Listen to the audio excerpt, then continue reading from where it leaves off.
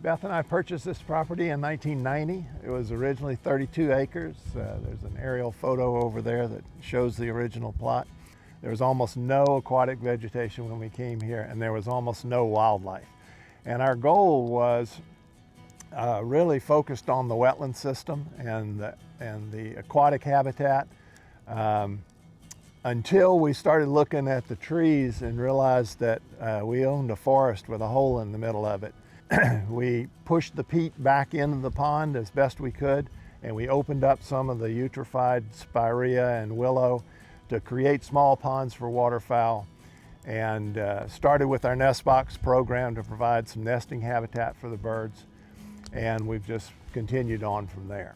The fastest thing you can do to benefit wildlife is build a pile. Got a nice wildlife pile here that Mark has built, and it's got a lot of the structure elements that we were talking about. You can see a lot of openings and different spaces. We got 2 game cameras that we installed, and game cameras are great, I think, to find out, you know, what's happening when you're not there. It's one of the easiest things you can really do and have a very effective thing for and enhance wildlife habitat. Don't have to worry about what kind of material, just use any kinds of materials can use to make the piles. They could be small or they could be large, depending on what you have at hand, what's available and what you can handle. Critters like places they can get in, but they don't want to be trapped. You don't want to have a one-hole place. They'd like to have different places where they can escape. A lot of times I call them wood cookies, or they're called cover boards. You'll be surprised how many animals will go underneath just cookies. We did a lot of these. We actually got some cost share to do, a bunch of them one time. And I did them for bobcats and bears and cougars, but what really uses them is birds. I'm amazed at how much use they get by small birds, and like Tom said, it's insects. But I always think of the forest stewardship as the stewardship of the water.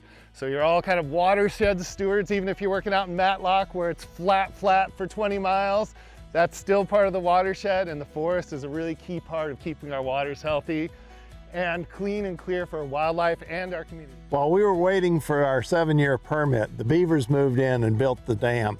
But initially it was a weak dam, and we had some 100-year rains, and the beaver dam blew out. And I just decided I wanted it back. And so I took a bunch of willow stakes and pounded them in that footprint there. And I'm told that beavers' damming instinct is triggered by the sound of rushing water. And so when the water came up and went through those stakes, the beavers almost immediately started bringing brush in and packing it in and starting their dam.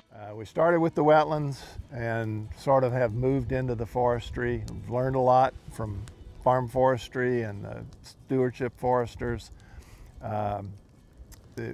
Lots of opportunity for education and fellowship with our fellow tree farmers, and we've enjoyed that over the year. And so we enjoy doing things like this to have you guys come today. Well, I'm a big old beaver. I work through the night. I stay near the water 'cause I don't like a fight. I'm here with my family in my snug little hut, and I'm a keystone species. And you know what? I gotta chew, gotta chew, gotta chew, chew, chew. I gotta chew, gotta chew, gotta chew, chew, chew. 'Cause I'm a beaver, and I'm the best damn builder in the world.